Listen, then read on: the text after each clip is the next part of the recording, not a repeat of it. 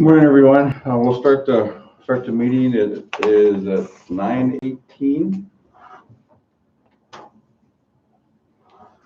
Alan, you want to do a call, please? District 1? Here. District 2? Here. District 3? Here. I'm here, Mr. Chairman. Yeah, we have a quorum. Be good. Approval, review and approval of the agenda.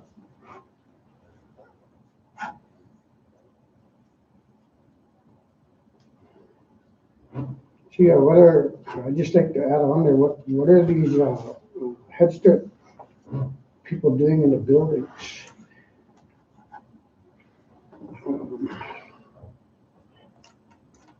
I just want to add it on there because I'm getting hammered up there about them being in the building now, and now these other ones want to come in and I feel if that's the case, then the CHR should be able to come back in and use their offices too.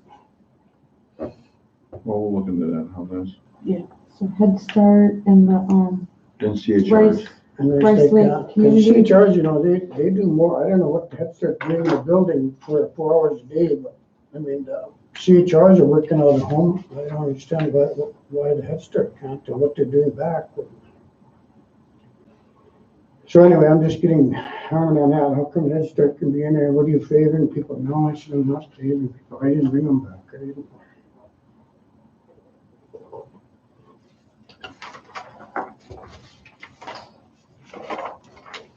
Anything else on the agenda?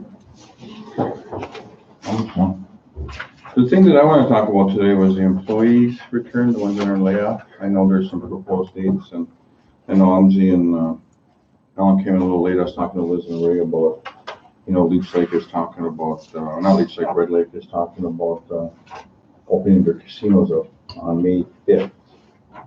So I know that we have a MIGA meeting today at 1:30. I know we'll have to talk to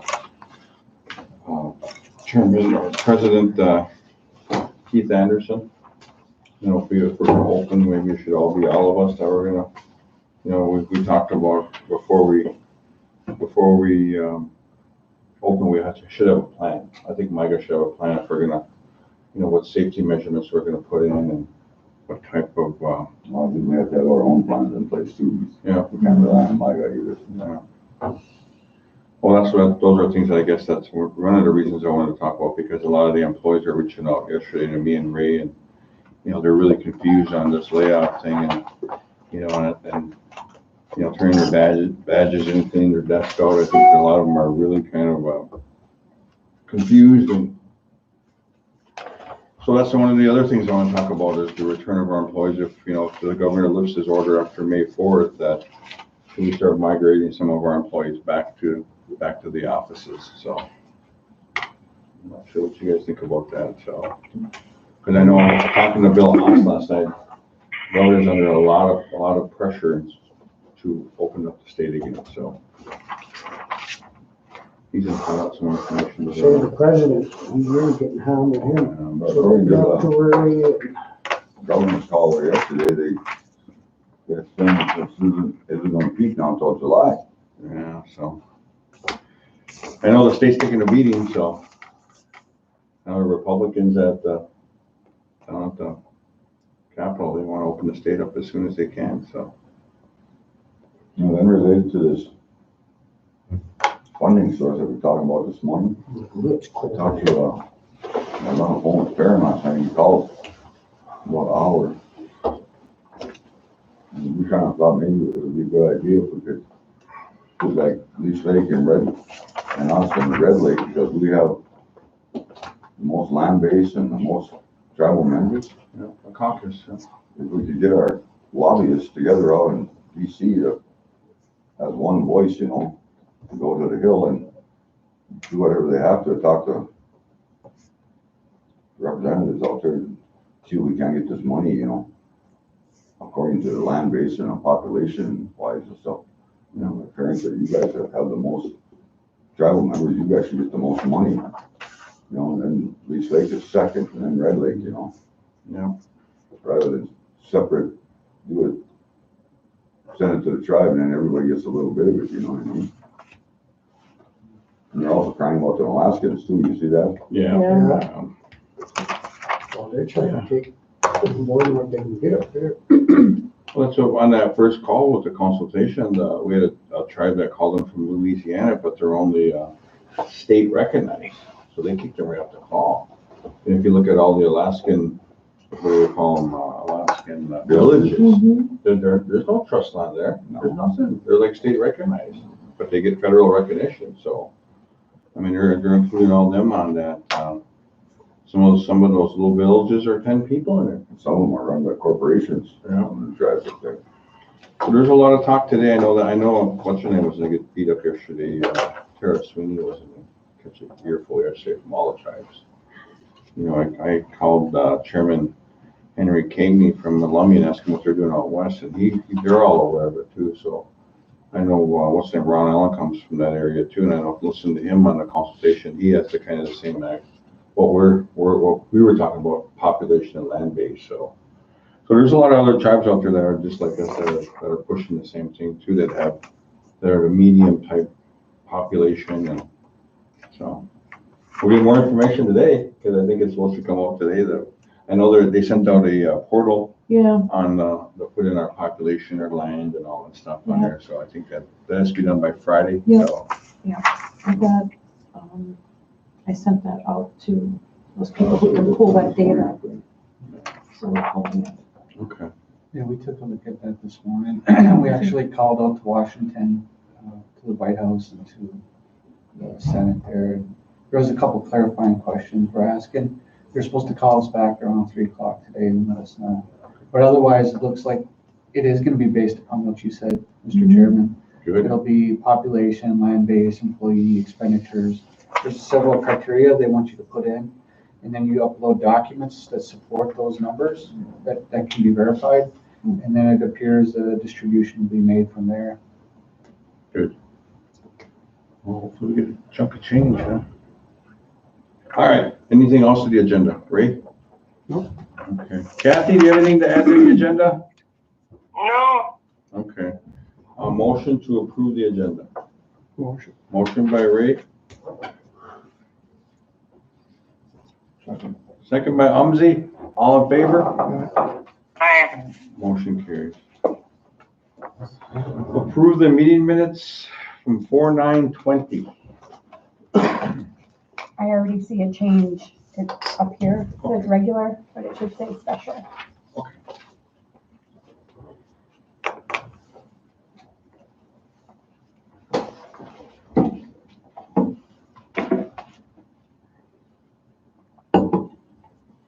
Good morning, this is Scott and Steve, Shooting Star. Morning. Morning. Morning. Morning. yeah, The meeting minutes were emailed. okay. Who made the motion? No one yet, there's no reviewing. Oh, okay.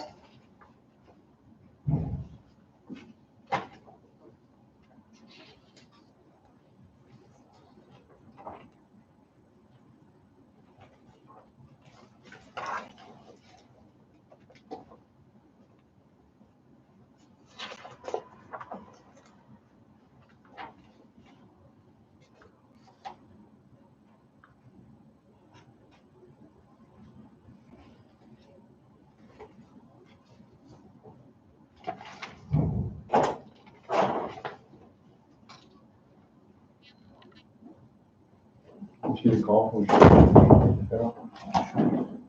Urban? No, Yeah, they're putting together a resolution, a bunch of stuff, so they're gonna have me at Thursday's meeting, so. okay. Requesting money, I think they all went shopping, got food, and their community council's starting to be proactive there, so. Yeah, Christian But they're gonna ask like $20,000. on the rock, so do shop, you did so.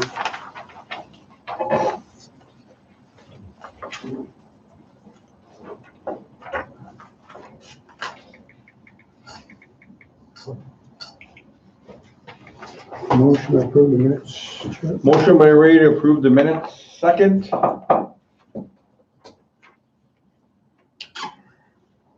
Second by Al, all in favor? Motion carries. Next up is calendar review.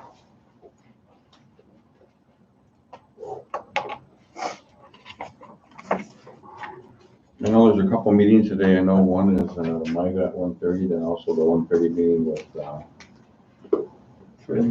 the Treasury Department. Yeah. Who's that?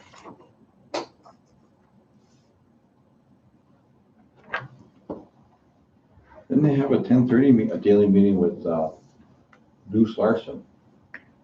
You know, he hosts it for all the tribal leaders, so forgot to mention that to everybody. I don't been on there a couple times, but they meet daily, so. Who's Deuce Larson? President Larson from Lower Sioux. Oh, okay. I'll send that number to you. You can get it to council if they want to chime in at 10:30. At 10:35 right around there. That's Just a kind of a laid daily back. call? Yeah, just kind of a update of what's going on with different, across the state. So.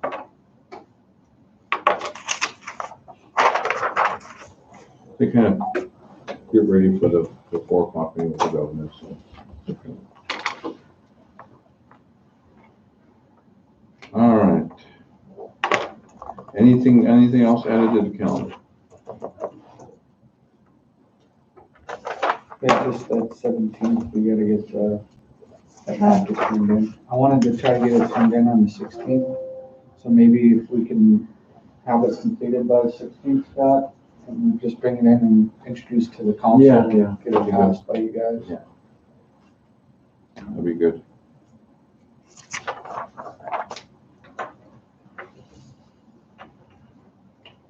All right, next up on the agenda is Scott Almond for benefits. Scott? Okay, so our Employee Benefits Committee has been reviewing a lot of things, and one of the things that we've been reviewing with the COVID issue is the possibility of including like doctor on demand. People are trying to stay distanced, they're worried, they might be concerned that they have health problems. I think IHS down here at White Earth, you know, they're only letting certain people in if you got certain conditions. There is e-visits, and it's basically telemedicine that we can add to our plan. So if a family member is on the plan, they could do an e-visit to a doctor and provide an answer. And it would be probably good for COVID. It would be good for like strep and some of the small things. It's not maybe if you break your arm, you need to go to the emergency room, but it could avoid after hours emergency room visits because there's no urgent care and clinics aren't open. It could reduce the number of urgent cares. And, you know, sometimes people go and they're not real material things, but it still costs a lot of money in the emergency room. And so there is a cost of 70 cents per employee on our plan. We've had 900 people on our plan. You know, it's probably going to drop now. Let's just go with the 900 people at 70 cents. It's like $630 a month that it would cost our plan. Well, we looked at it and said, cost of the e-visit to the plan would be $40. So if you do an e-visit, if it's found out that you don't need to do anything, there's no charge. If they provide a script, you got strep throat, you got this, you got that, they're going to charge your plan $40. Well, if you went to an office visit, that might be $100, $200. And if it was after hours, you went to urgent care, it'd be 3 times that. If you went to the emergency room, it might be $1,000. You know, so it's a wide range. So our committee is making a recommendation to add this. We feel that it is a good way to try and help protect our group, our family, provide better service, provide more timely service, more efficient service, and more cost effective at the same time for all parties. And it's really probably a big deal right now in COVID. And who knows, as time goes along, you know, there's a lot of things in the future that are going to be changed. some of the rules are gonna be changed and people, just like people are getting used to working at home. They didn't work at home and, you know, probably most of my people in finance could work at home. Some people can work at home remotely better and easier than others, and most of the time we don't have a perception because we've never done it. But our recommendation is to the councils to consider adding this as a benefit for our program. You know, if in the future we thought that it wasn't of value, we could always remove it if there was a reason. But will there become more reason in the future just because times are changing? But it's something that we could drop if we felt the value was not there for our people at the same time. Is that 76 cents gonna go on to the employee? No, it's just a cost of the fund. So it's not gonna cost the individual employee any more money. It's just a cost inside that the plan will pay. And then we're hoping it's going to provide better service and probably reduce some other costs in the plan. I don't know, I've used those before on my plans at different organizations, and I really like them because it's, I mean, if you, like, I can use my granddaughter, for instance, who ended up having a UTI. To go to IHS, I mean, that took almost 2 hours out of my day to take her, you know what I mean, take her a weekly prescription and everything. Or before, I call in, I tell them these are the symptoms. Yep, that's what she's got. Because it's pretty common, you know what I mean? Those common things, so. It is time saving. Employees won't have to take the time off of work to go over and. You know, and if it's implemented, our goal would be like maybe at HOA meetings is to sit down and help people get the app on their phone and probably have a trial day with them and say, you know, don't put a doctor on the phone, but we're going to be calling in quite a bit today to demo this. So we probably have a demo number so that we could then help people understand, because we don't know what we don't know. I give it to you and you say, I know I have that. I don't know how to use that. I'm afraid to use that. And so we will try and provide, you know, instruction and help getting that done. And, Scott, what are we paying a year for our fund, or is it 10 million still, or is it more now? I think it's come down because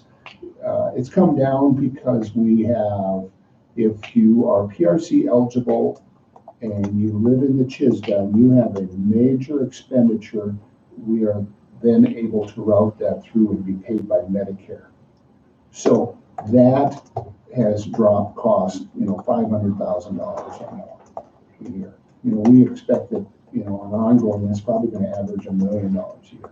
One other thing that we were starting to work on, and we will continue to work on, is providing that service to members.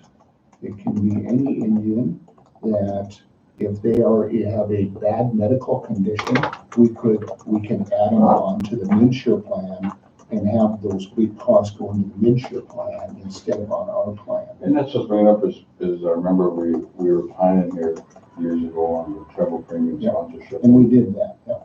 And I think that what we ever had anything set in place to migrate us all on that plan? Well, I don't think there wouldn't be a benefit of putting us all on that plan. Well, IHS would capture all the billables on us. Yeah. So if we use IHS, they get the. Then they could bill that MidShare plan. Yeah. Yeah. But Because right now they can't bill us. no. So it would be it's additional way to save money, especially on the high cost ones. And one of the things we probably look at is every lady that's pregnant, maybe, when do you know the next $1 million baby is coming? You know, and what's a normal vaginal delivery?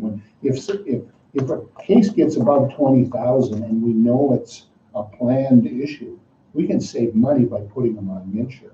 I mean, we could save money just putting a pregnant mom on MidShare, you know, in month 4 or 5 until she delivers, and almost everybody delivers healthy.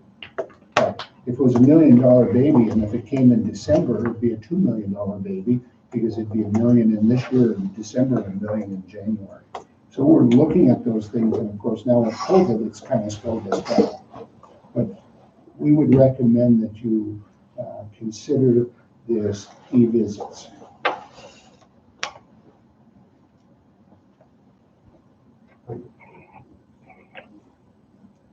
Okay. So you need a motion for us to? Yeah, I have a resolution here if you approve that has gone through Ronnie. You got a copy of that? Is it on there? The right one? No, we don't have I that. don't have anything of Scott's. Okay.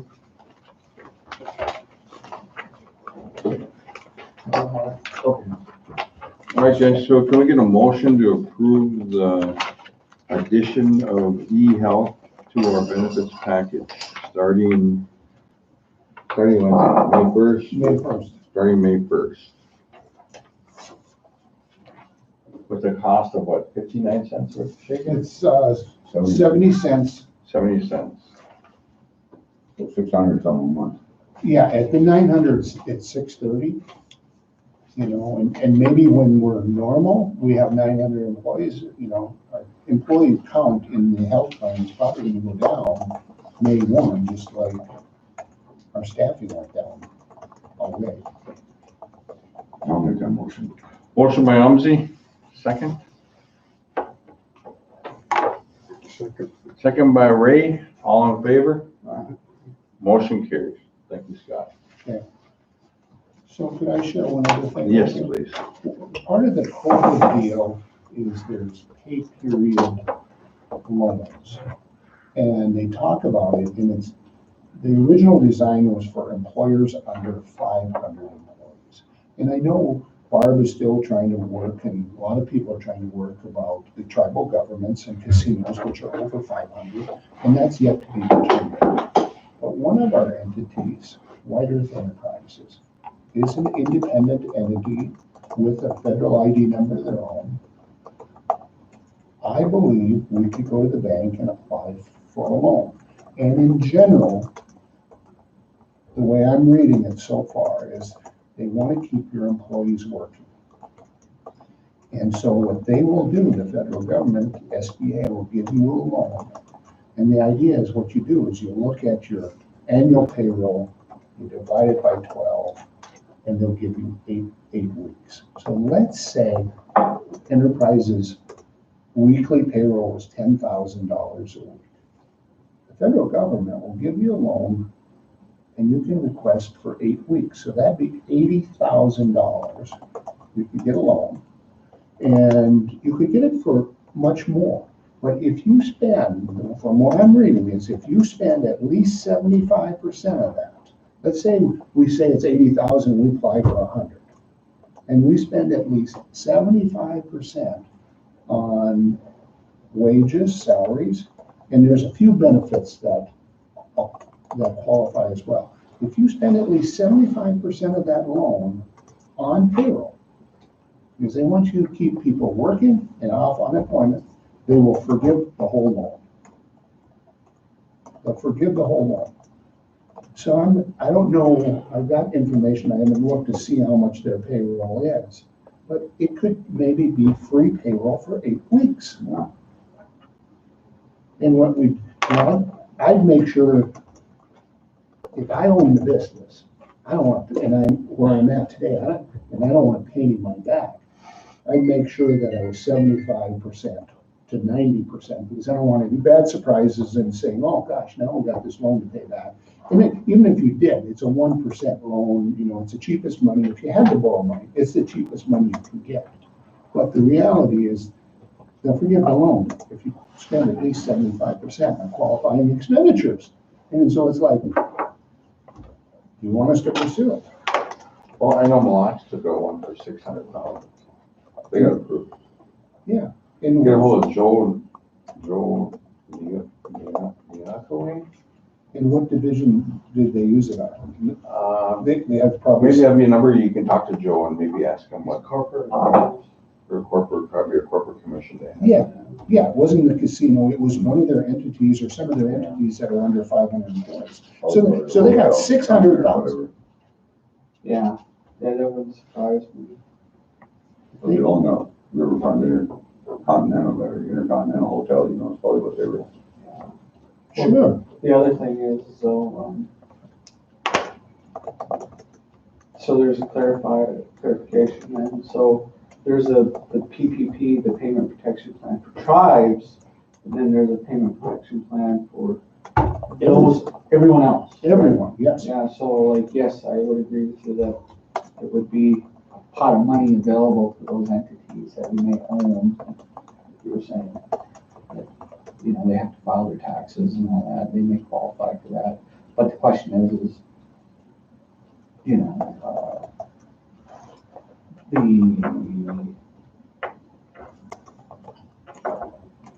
well, before we put in a application, I'd like to break down the numbers. You know, and I've talked to Dennis at Housing, and I've given him some more information. You know, because it's about trying to keep your people employed. And if you use the right information, you can get it's a grant. Yeah. You know, if they got a $600,000 loan and they use it appropriately, it's a $600,000 grant. It's equivalent to basically 8 weeks of payroll.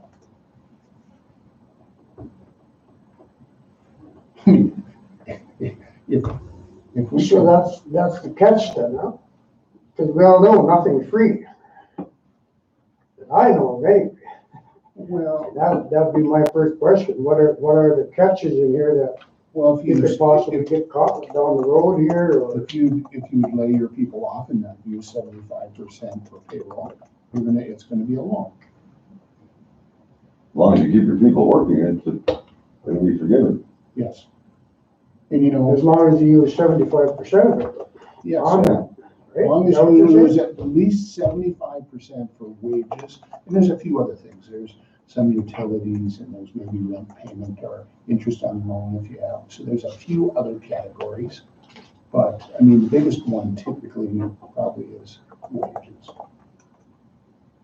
I'm in favor, as long as you can check it out, just make sure we're not. Get you know down that- back end. The institutions too, I know a lot of them are getting overburdened with this, check out with Woodland Bank, there's Black's Homes, but I mean, check out Bremer, I'm not sure who has those. Well, I've talked to Bremer. I've talked to Bremer because about doing it, they've sent me the paperwork and Okay, stuff good. and everything. And Good. it's a simple, easy application, you know, they kept it pretty simple. I've talked to United Valley because that's where housing banks, you know, about it as well. All right, you have some And I know questions? that Tribal College has already filed one for the Tribal College. Okay, Can you bring those numbers back Thursday? Oh, yes. Thursday, this Thursday? Reach for the stars. Okay, well, I mean, if that $500 limit wasn't, we have about 2 million of payroll here on the government side. If it was 8 weeks, that'd be $10 million.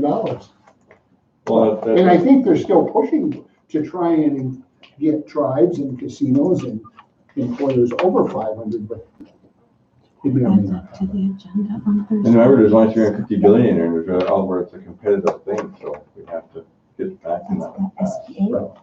I know they're having problems with it last week, so the institutions were, so. Okay, thanks, Okay, Jeff. thank you. Thank you. All right, Miigwech. Next up is leaching license. Let's talk about That's it. a resolution. Oh, we got Scott. got Scott on the phone. They want to- yeah, Let's Sure. do them We first. should have Okay, them on the okay, agenda. I'll wait. Are you on, Scott? Yeah, they are on the agenda, they shouldn't start. Yes, we're here. Good.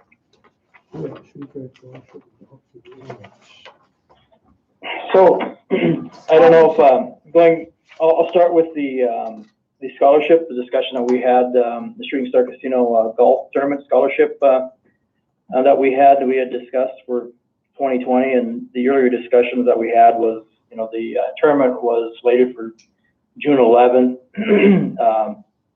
And the concern was, if you received the one page that was requested, I just sent on it.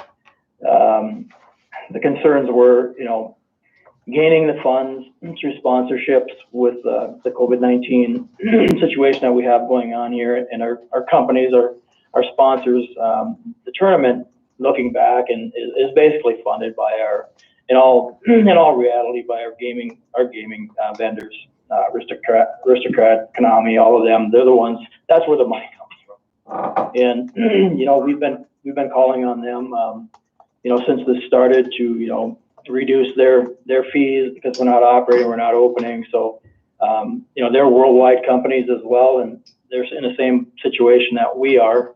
All the casinos are closed down, and I don't know, and I don't have a crystal ball to identify if they're going to have funds, if they're going to participate as they have in the past with what's going on out there, and not really knowing what the future holds for the next 3 months or whatnot. So my thoughts are, I don't know if that's going to be there. I don't know if we want to go out to them at this point in time, because we've kind of used some favors up in my eyes to a degree, based on for what they're doing now with holding off on contractual payments because we're not open. So we were asked to just take a look at if there's any other way to hold the tournament, if we could push the tournament. We did do some checking. I did find out just as of late yesterday that the golf course is willing to push the tournament out to August, but unknown at this point in time how long this is going to be continuing for opening here at Shooting Star, or just the economy as a whole. I'm kind of uncertain, what we should do. It's a large investment from a casino standpoint, nearly $16,000 just to get the tournament going. If we don't raise money above and beyond that, we're at a loss, and it could be very few sponsorships that would be given out, if we raise even more than that, because our sponsorship as it sits now is $1,000 per student. Last year we awarded 27 scholarships, so $27,000. Not all has been given yet or requested yet of those funds. But even with that, will run a deficit for too long. So there is no money in the current fund to support any additional scholarships. With that, we're asked to maybe come back with some options or some ideas. With everything else going on in a short window, it was kind of challenging, but one of the things we could do is, it's a risk in my eyes, is we could push the tournament out to August. However, that's a risk, whether we're going to get the sponsorships and the participation. The other option was maybe to cancel the tournament for 2020 due to the pandemic. Maybe we take a look at reducing or not giving away any scholarships. Maybe we use some of the youth fund at a very limited scholarships for the year, based off from the state of the COVID-19. Didn't we just talk? Hey Scott, we just talked with Lorna Legoo this morning about the tribal college over there, and she's saying she's flush with money for students due to COVID. She actually said that we may not even need to provide a full donation to the tribal college this year because of the funding opportunities they've been presented from Higher education. So, wow, that's great. I'm wondering if you guys could maybe talk with Lorna and, based upon what she's saying, and then maybe the scholarships department to say, if they're going to have funding for scholarships, then what's the point of us hosting an event to raise money for scholarships when there's already money there? Yeah, good point. Good point. No, that's a good point. We'll talk with Lorna on that as well. And how do you want to proceed with that then? If Lorna says there's plenty of funding and they can issue some scholarships, I'll talk with. Do we want to? Ron and Lorna. I would recommend. Thanks, Scott. This is Mike. Yeah, we always want to offer some type of assistance and opportunities for our employees and also our young people to go to college. So. Okay. Can you bring something back on Thursday, Scott? Sure, I can try to make her some by contact then? and see what we can do. Okay, let me know, and if you have it, I'll get you back on the agenda. Scholarship stuff wasn't going to tribal members also. Sounds The good. Scholarship money wasn't. Yeah, I heard somebody comment in the back that the scholarships that we were providing were mainly to schools, off the reservation that I had seen. It was for tribal members and descendants. But I will meet with Ron and Lorna and see what we come up with. Where we're sitting right now is we're going to have an answer before too long for the golf course, whether it's going to be the June or the August, or whether we're going to be postponing. So I'll gather this more additional information and we can make a decision after that. Okay.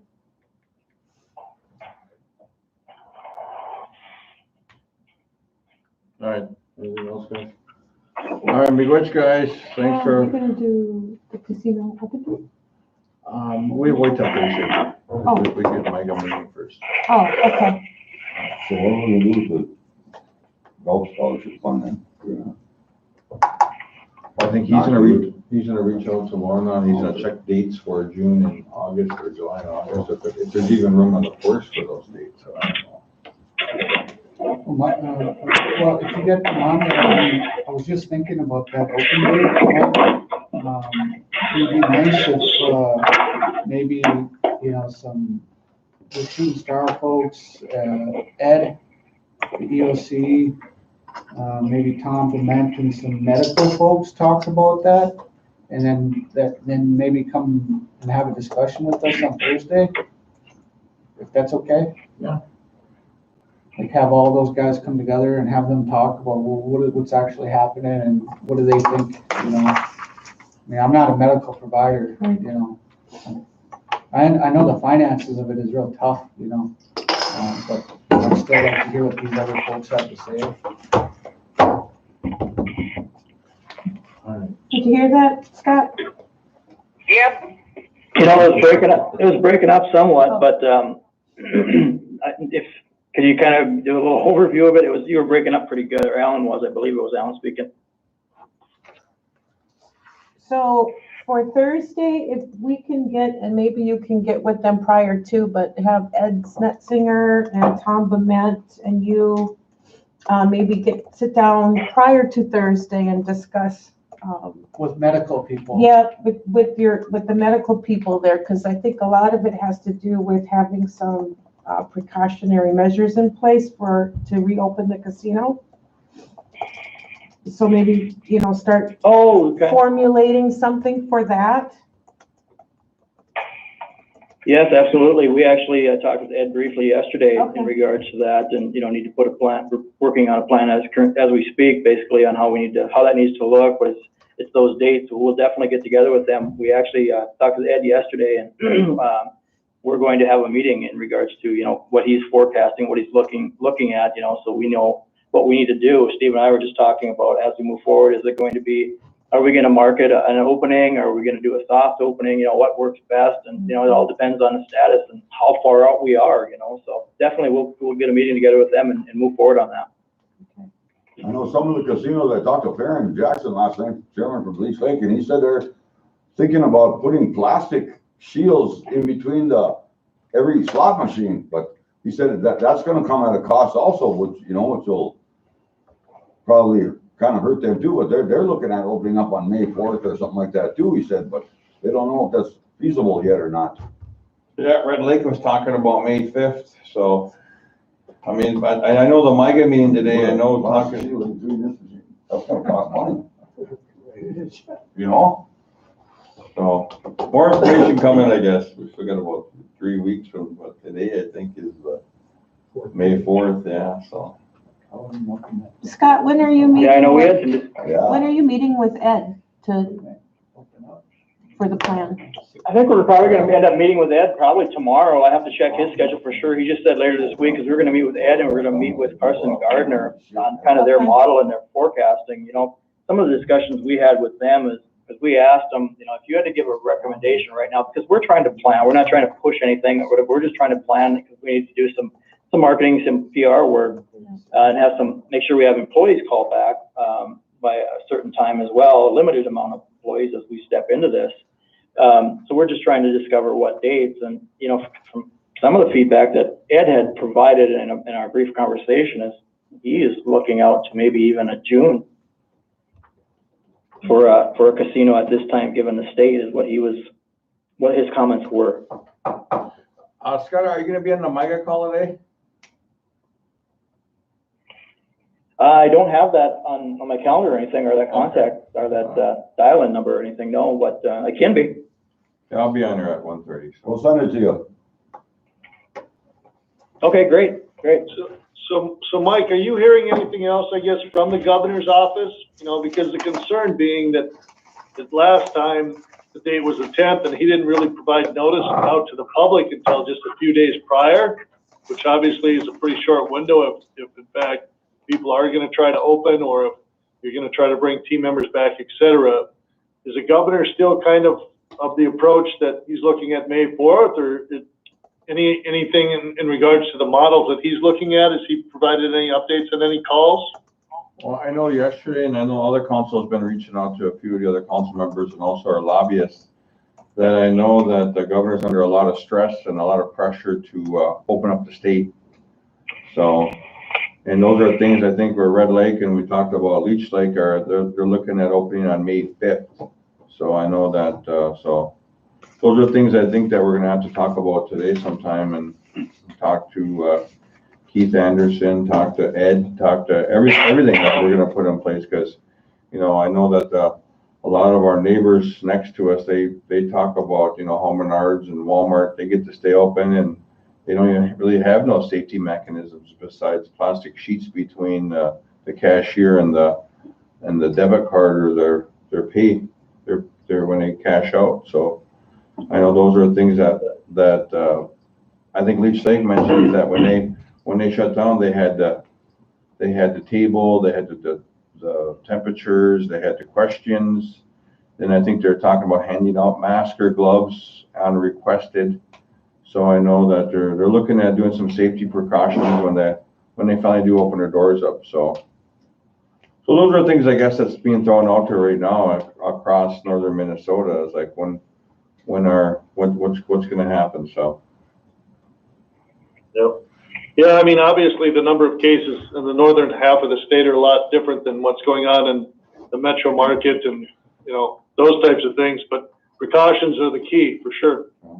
Well, the other thing is, okay, so like, we know all these summer folks want to move back here from other states, Dakotas, Twin Cities, and then you open up a casino.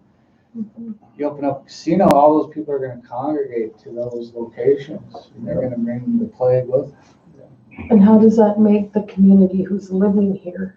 Do they feel safe? I mean, that's just like human behavior. They're going to move back. It's natural, They're going to want to move back. And it's natural for them to go to someplace where they can find, rather than what they're gonna go to the casino. And the raised fingers really getting kind of, no.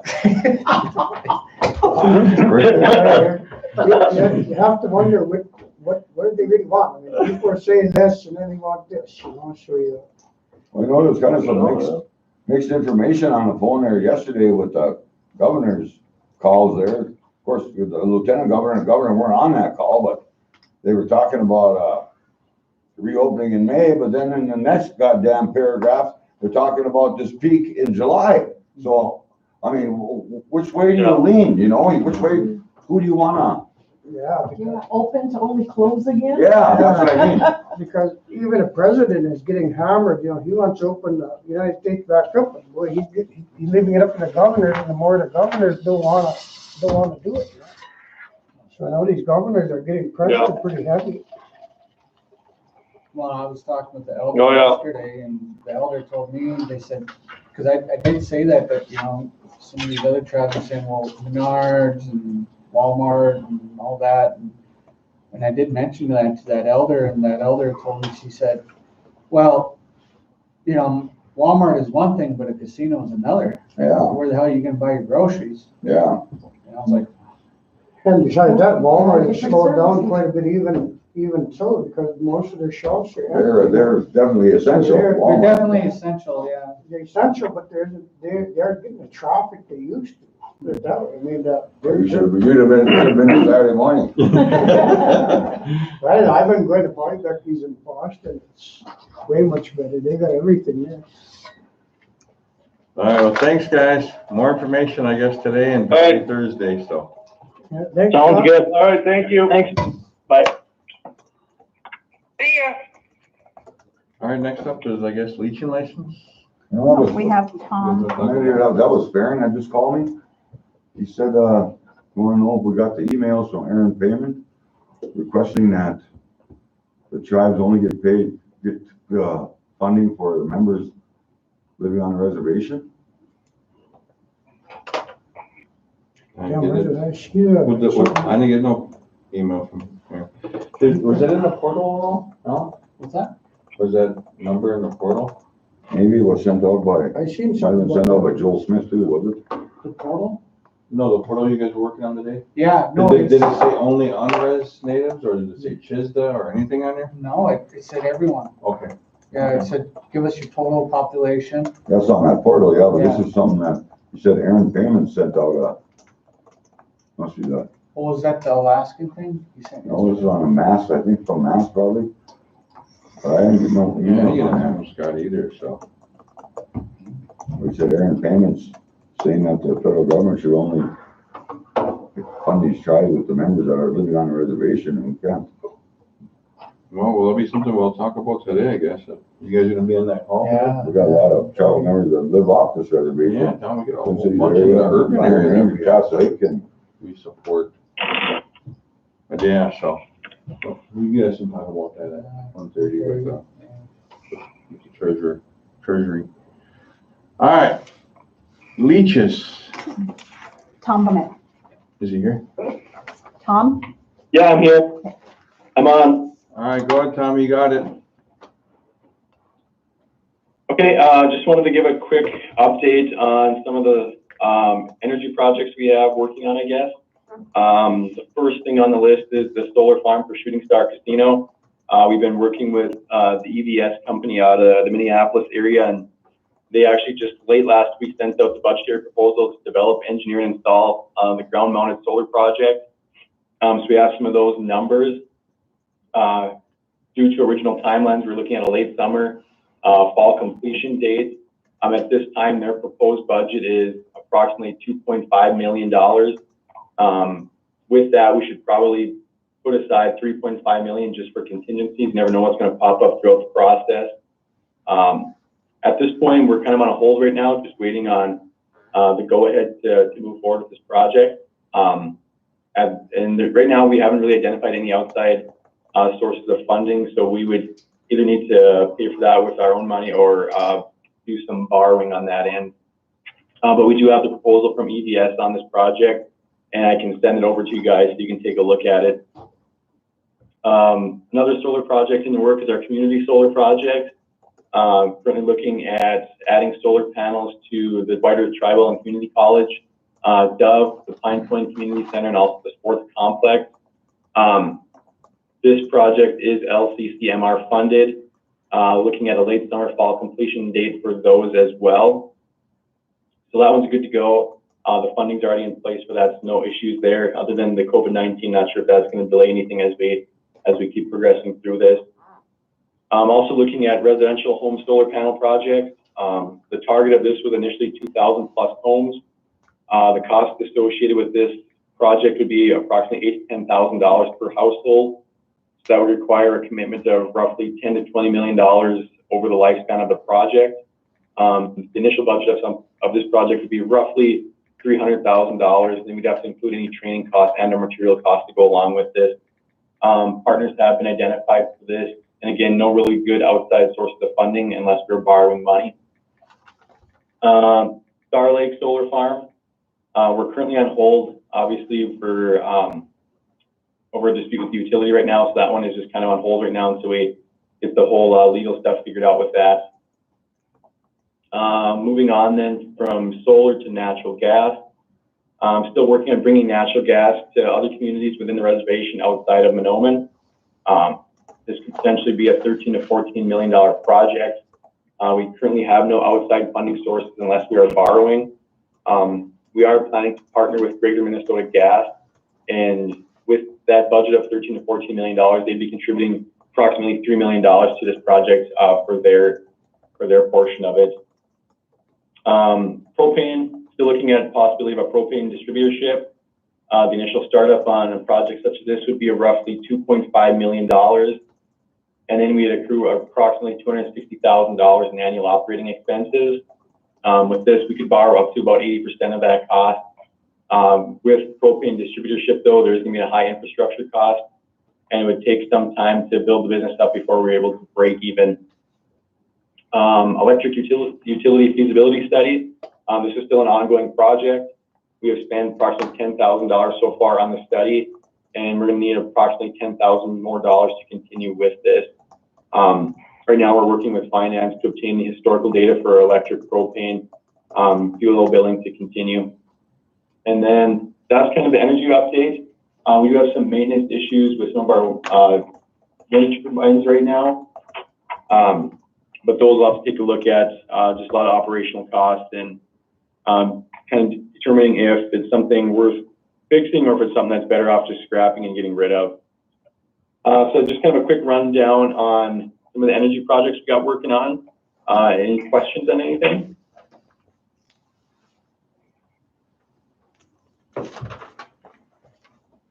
I know on some of the electric stuff, the solar stuff, I know when it comes to the panels and even our turbine, and I think that, you know, these are great ideas, but I think even what's going on today is that the utility companies still kind of tell us what we can and can't do.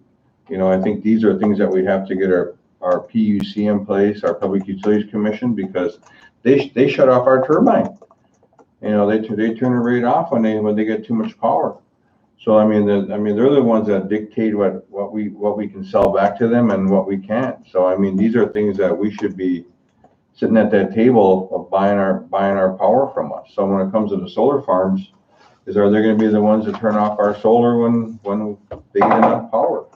So I think these are the things that we should be planning for, is getting a Public Utility Commission to start regulating our own power within our borders. So, but those are great ideas. I really like the solar stuff, and it's good. Be good, Tom. Okay. You guys have any questions?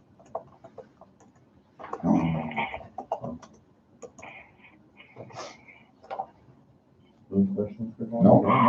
All right, thanks, Tom. Kathy, do you have any questions for Tom? No, nothing for Tom yet. All right, me good, Tom. Okay, thanks everyone. Yeah. Bye.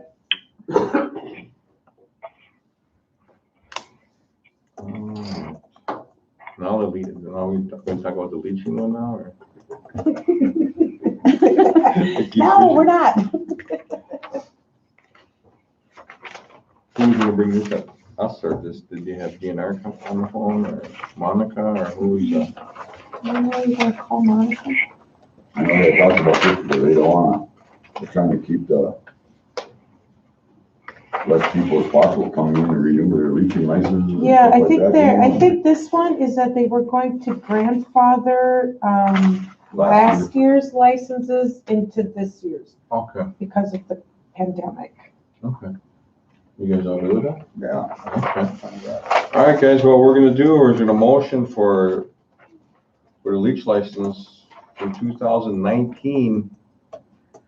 Yeah, is it 1920 to 2021. Yeah. That we're gonna grandfather last year's licensures back to them. Can get some feedback on that. Oh, yeah?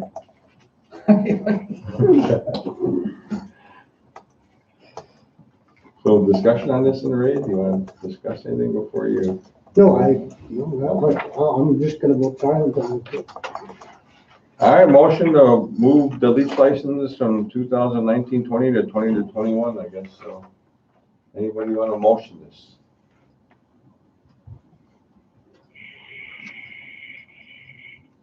I'll make a motion for it. Motion by Umsey to approve the lease license for this year.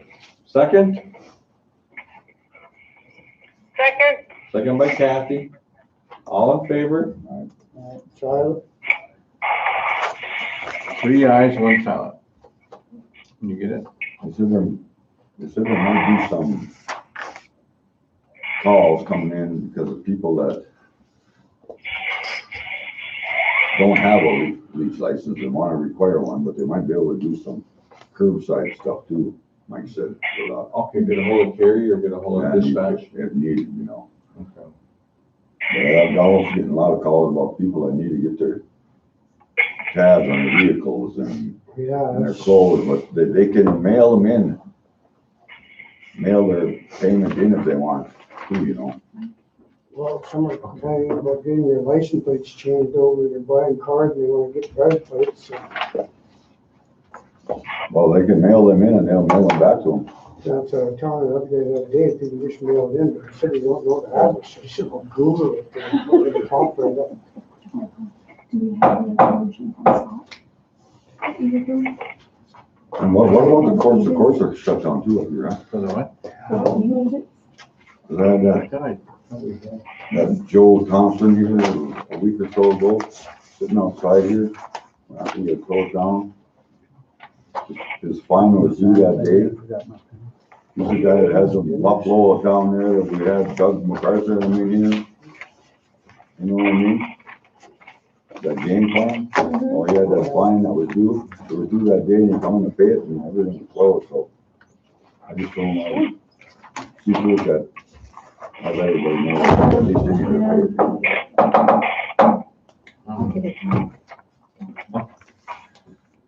All right. Very good. So golf scholarship, is that? Ready to get your Head Start thing taken care of? But No, well, I just wanted explanation of why they're working 4 hours a day when, what are they up to? Why couldn't they come later to work? Or- Well, it was my understanding that the community centers were supposed to be closed. Yeah. So And I don't and understand. if they're now, I'm already getting, well, if the Head Start can work 4 hours, why can't we come in and work, you know, cause she charged you more than what the Head Start did. They're actually transferring people. And they're working from home, but they need to get into their offices to get on their computers sometimes. But thank God some do, hey, which mine? But anyway, I'm getting complaints now that if the Head Start can be there, why can't we be? And it's my understanding our buildings are supposed to be locked on lockdown. Because now they've got people coming and knocking on the door, they want in, they want their papers back, their time cards. So I'm just wondering, what is Head Start up to? Why are they? all right, Liz will look into that. I guess the next one up is gonna be the, it's not personnel, it's kind of like personnel, but not that, just like, I know we had some, you know, me and Ray were talking earlier about a lot of the employees were confused about turning their badges in and their, you know, their, whatever the property they had, and they felt like they weren't being valued, or they weren't being appreciated because they had to clean their desk out and like they didn't have their job. So, you know, and one of the things that we talked about is like, you know, maybe projecting a date where we're gonna have them come back slowly, migrate back to their offices. And these are just projected dates, they're not like dates in place. So I think our employees need to be reinsured that, you know, that they're not gonna be fired, that, you know, that at least they're gonna be furloughed. Of course, we're gonna be reviewing some of the positions, but I mean, but as of today, I think that, you know, I think what HR did, you know, with pulling the Probably badges. put out another press release on that, another video on that, you know? Yeah, so I mean, but so the employees are just they're just really confused about the whole process of like they're being, you know, because some of the stuff that we did talk about when we did lay them off, that they were going to come back with their rate of pay and also their years of service. So I think, but they're confused because now they're ordered to turn in their badge and their their computers or whatever they have to do. So now there's like, a lot of them feel like they're not being, they're not, Is that only the ones that are grant workers now that we're gonna bring back? Or? well, this is just the discussion that we can talk about. You know, like I said, you know, if we're gonna, the dates that we're gonna open, it's either gonna be May 5th or June, whenever, what we talk about. You know, I mean, do we let them have those materials, just turn off their information from our side, like the switch, turn them off, turn off your key fabs, they can keep your badges, they can keep their information, but just, maybe I'll do a video about, you know, the return of our employees in the near future, that we'll be migrating some of it back as the COVID kind of, as the apex, or. I would be careful about that because, assuming we're opening the casino, like, nobody's saying that we're projecting we're gonna be operating at 100%. Yeah. And even those revenue streams, so you may bring folks back that you may not be able to afford, and you'll end up bankrupting the tribe. Yeah. And so it should be like a deliberate plan. You know, I like the idea of, and this is a question that was proposed to their team over here, is have a discussion on, are we going to restore, or are we going to be forced to restructure? And I don't know what that conversation looks like. I know you guys are having that conversation. I think we asked you to come back, you know, in like a week or so, or 2 weeks. Yeah, we have to put together the stakeholders in that group, because that's the new group, to start determining, you know, what are the pros and cons of each. And exactly how many do we got working on grants for right now? Because the grants are being paid anyway, right? I mean, they're not now because they're not working somewhere. But. Yeah. Well, and look at it this way. Here's kind of like a big picture number as well too.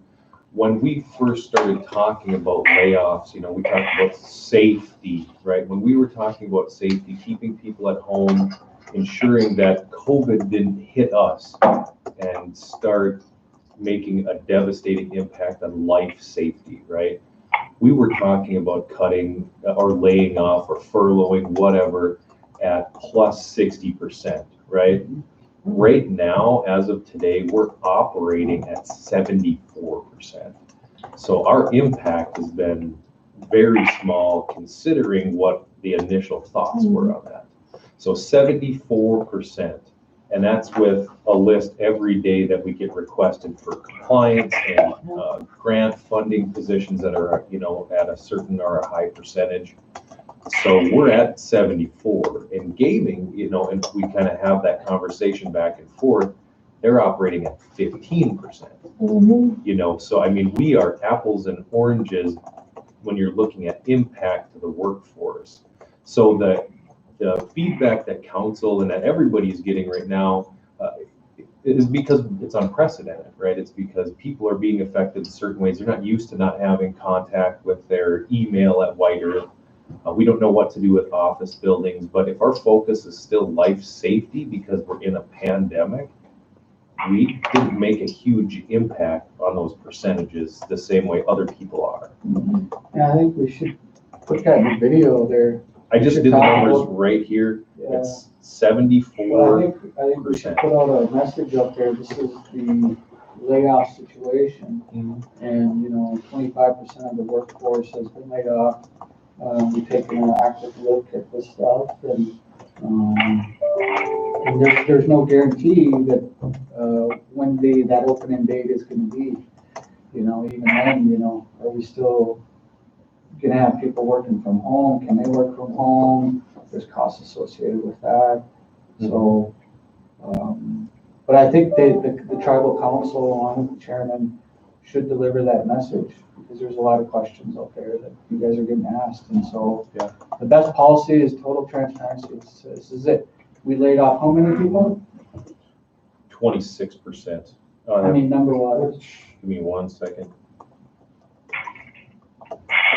Here's the non-essential. How many people did we lay off? Right now on layoff, we have 411. 411 people have been laid off. So like a lot of people are throwing numbers around, right? So like the best way to deal with that is say 411 people have been laid off due to COVID pandemic, all right?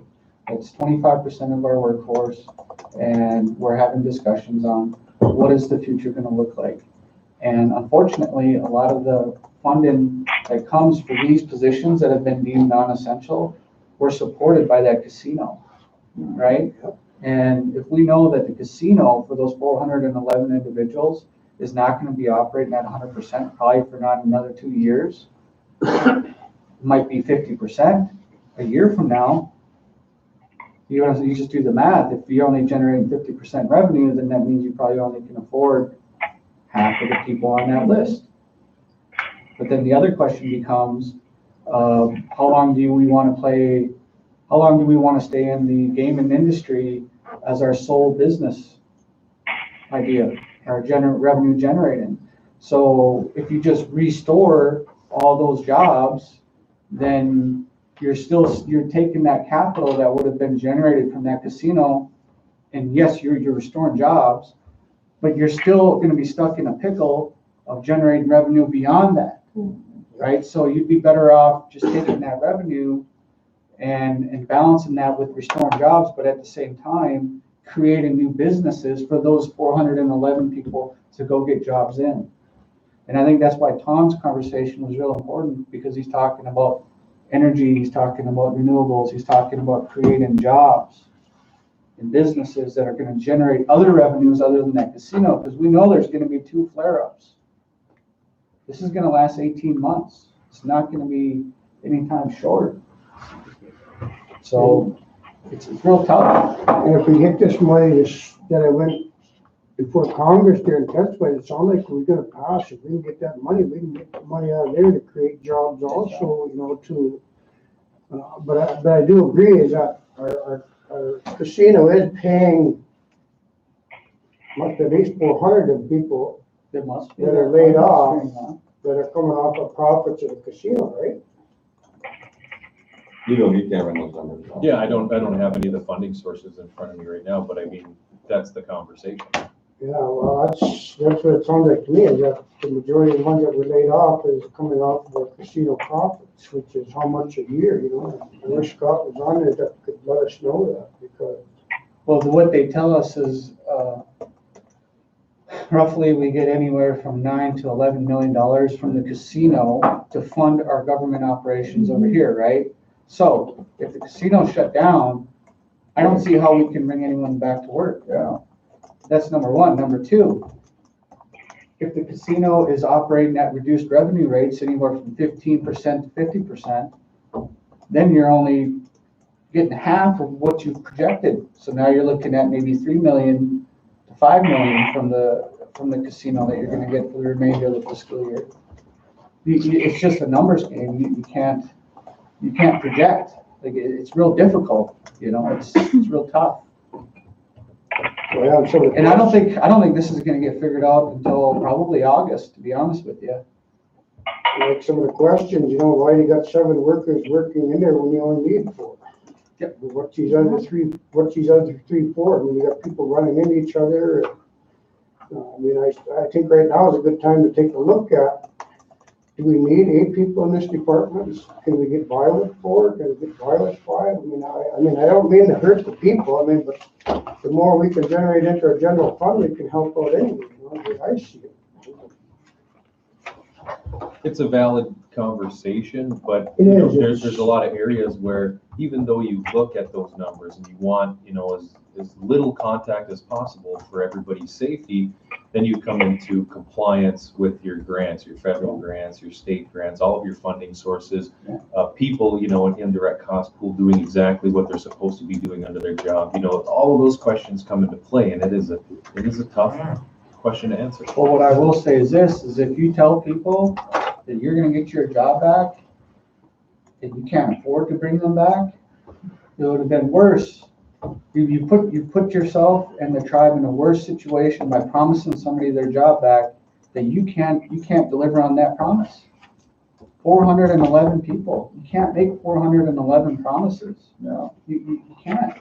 Not ethically, if based upon the numbers, based upon the facts, based upon the analysis, if you can project out, you can say, look, this is what we can do, then you can make a a statement like that, but until that is determined, you can't, I would strongly advise against saying, we're gonna put all you back to work by such and such date.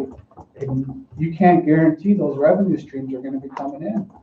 It would be unwise. Well, you would think that once that casino starts opening and those revenue streams are coming back in, even at a lower decreased rate, they're gonna need that money Yeah, put back into there in order to Well, yeah, they're gonna need. increase those Yeah. revenue streams down the road again, Yeah, so. because they're gonna have It's to not get a caught up. one-to-one. Yeah. Yeah, they're gonna have to get caught up before they start, you know. you know, I think what the, I don't understand here is they, when it's over, they think everybody's coming back to their job, you know, which, There's no guarantee. no. There's no guarantee. Well, a lot of them are too, like the chairman said that they're all worried about, you know, well, do I get my time and grade back? Do I get, you know, well, don't know, you know, after 6 months, they say you don't get it back. But now they're saying, well, they give us 10 months of unemployment. You know, why couldn't you extend it out like that? I said, well, I don't know, I guess that's something we'll have to look into, you know, 'cause- but like the chairman said, there are a lot of people worried about they're not gonna get their jobs back, they're not gonna be, you know, what are we gonna do? What, you know, what are you gonna do? You aren't letting us know, well, hey, we're planning, we're looking, you know. I mean, that's a valid worry, but again, I mean, if I'm laid off, I would worry about that, but I also know that that's part of business.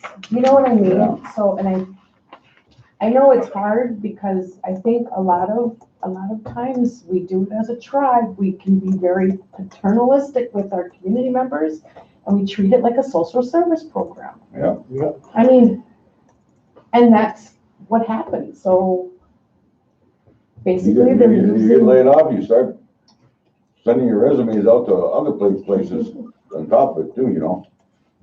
Well, the other problem is that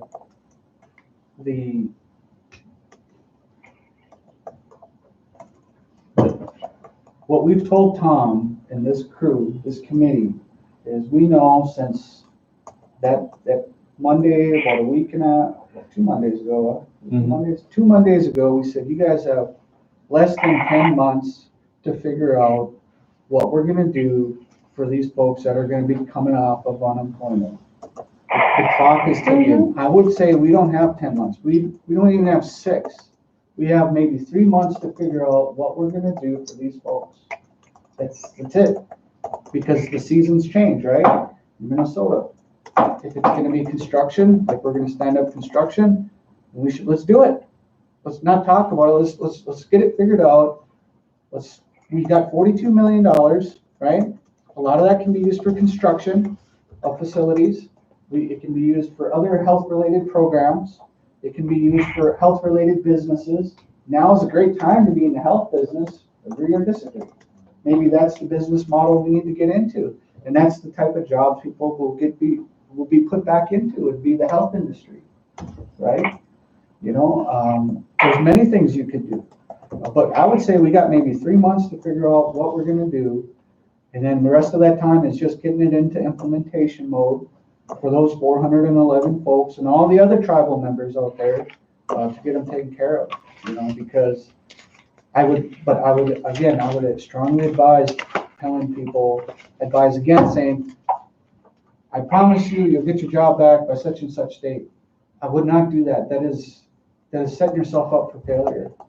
And if you can't deliver on that promise, boy, they'll hang you for it, you know. It's very tough. It's very, very tough.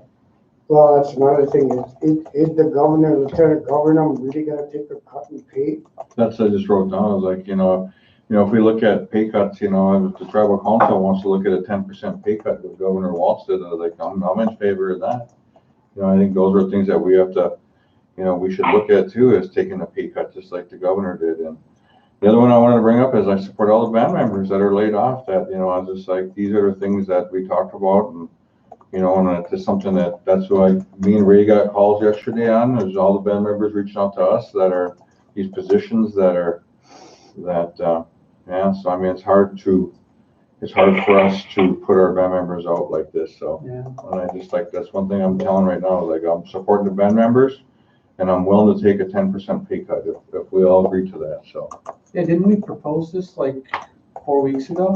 Yeah, but I support the better numbers too, but like I told them, if anything, we should be getting a raise because we're out there, like that day, we had a child with dementia. We gotta put our lives on the line to keep the business running. I mean, I don't feel right doing myself even coming here today, even though I could have called in on a line today. But if I happen to get my family, my grandkids, I mean, it just goes like a wildfire right through my whole family, And I'm sure the rest of you all sitting here feel the same way, So why should I take a cut in pay when I gotta come here and be here for our people to make sure that our government runs and make sure everything's going right, And I know we gotta take the slack and everything else, which we do. And that's one thing too, if I'm gonna take a cut in pay, then hey, don't call me and complain about this and that. I mean, that's kind of like the way I look at it.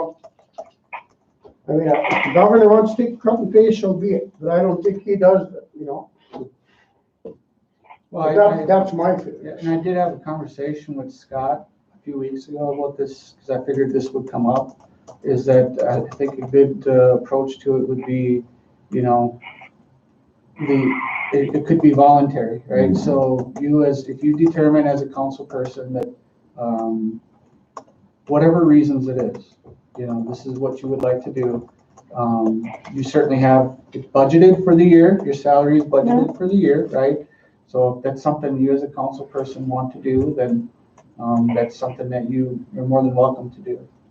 Because I remember we had this conversation like 3 or 4 weeks ago, so, because I figured it would eventually come up.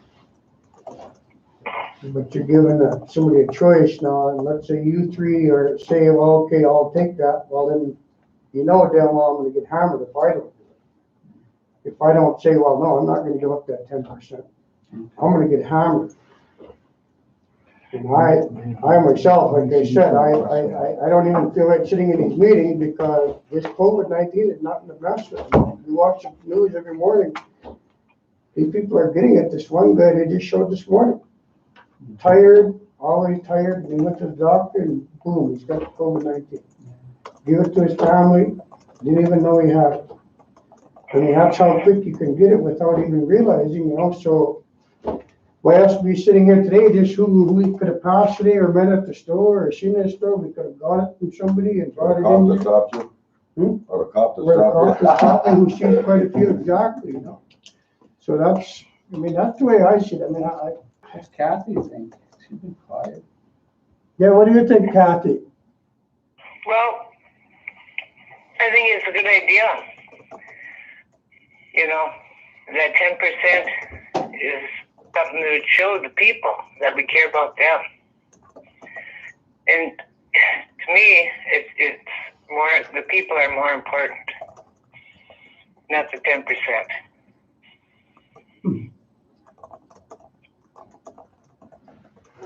Well, we can bring you back on Thursday, I guess, if we want to have a more discussion or vote on it or whatever, so. Well, I think my opinion is. That's gonna be an all day. Save on the general fund also, for those funds to be used some places in case we really have a bad emergency, Is that gonna be an all day? She said? Yeah, Yeah, he should be, Kathy. Okay, I have to stop down, well, I'll have to bring my husband in for his art again, but I want to see Scott. All right, As so long I as guess I know that he's there, I'll swing by. all right, Kat, we're just gonna follow up with this, the employee return stuff, and I don't know, Cole will probably get some more numbers for us, and I'll probably have to put out another video to the employees and to our fan members.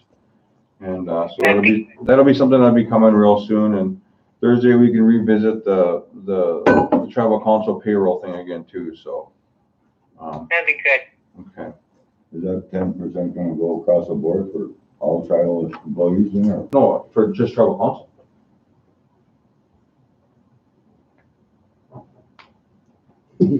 So the ones that are making more than we are right now, then they don't get hurt either? Well, that'll be something, I don't know if he wants to look at that. I think that those are mostly probably the doctors, I think, the professional staff, the Oh, I guess I'm talking about a game. Yeah, but some don't, and, I mean, they do make more, and a lot of the directors make more than the RTC. But still, that 10% is, Well, Kathy, remember 2 weeks ago when I brought this up, that there should be, the highest paid person in the tribe should be the chairman? And we do have some directors that make even more money than the chairman. And so, exactly. and I don't think that's right. And I think that, I don't either. I think that if, if everyone's gonna tighten up our belts, then I think as a director and tribal council, everyone, that we should all be in this together. I think so too. And so if there's gonna be a uniform pay cut, it should affect all those in leadership positions. It's not a management, yes, these are management director positions, but there's also a component of leadership along with it. And so I would be more in favor of saying, look, if you are a director and above to include tribal council, then there's gonna be a standard 10% cut. And then we will reassess moving forward, heading into the new fiscal year, because we'll have a better idea of what the new fiscal year is gonna look like. But then I'd also like to see that, like I said 2 weeks ago, is that for some of these directors that do make more money than some of our tribal council, that their salaries be revisited. Because you got some guys making a lot more money than your district reps and your chairman himself. I know. And those doctors, I understand doctors and lawyers, because a lot of them are on contract and all that, but it's different when you're on contract and you are to be a regular employee. Well, you shouldn't be getting any benefits. Well, exactly. So that's why I said that I would like maybe if Nicola could come back Thursday, maybe take a look at a 10% for the tribal council and directors and above. And for those directors that are making more than your district rep, that they be their salaries be revisited and revised so that it's consistent. It should be a pay cap, is what I'm saying. Then I would gladly go to 10% then if they would do it like that. Because I think it's sending a clear message that, look, we're trying to save money for the people and it's a good thing. So we can do that. Sounds good. Is that okay, Be ready Mike? for Thursday. Yeah, Thursday. Do you guys want to do signature requests or you guys want to take a break? We'll take a break. All right, Maria, call me back. Okay, All right, thank you. yep. Any questions? Bye. No, not at all.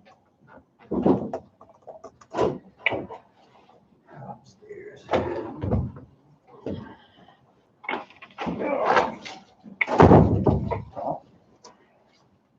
So everything pops in there.